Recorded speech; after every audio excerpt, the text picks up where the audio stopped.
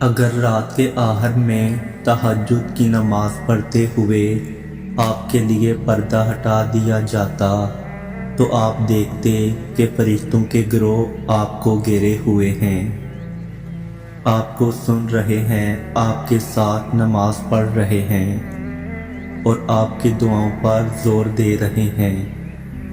یاد رکھیں، اللہ آپ کو ایسے معجزات دکھانے کی طاقت رکھتا ہے جن کا آپ تصور بھی نہیں کر سکتے۔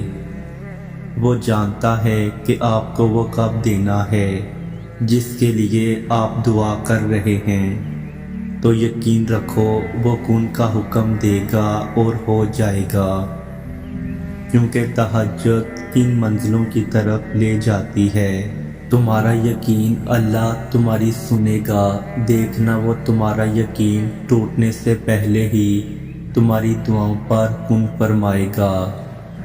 ایسا ہی ہوتا ہے، یقین جیت جاتا ہے اور انسان کو اپنی ساری تکلیف و راتیں بھول جاتی ہیں۔ جب اللہ کن فرمائے گا، خوشی کے اجالے ہر طرف چھا جاتے ہیں۔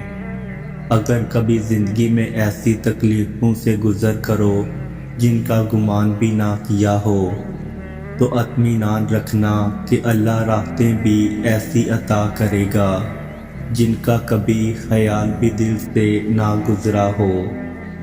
بس تم صبر اور شکر سے کام لو، ایک وقت آئے گا جب تم اندھ دیکھو اور مشکلوں کو سوچ کر مسکراؤ گے۔ صبر کے کربے گھونٹ کے بدلے شکر کے سجدے تک لانے کا وعدہ ہے۔ کسی کے پاس نعمتیں دیکھ کر، کسی کی دعائیں قبول ہوتے دیکھ کر یہ مت سوچو کہ اللہ پاک اس سے راضی ہے اور آپ سے ناراض ہے۔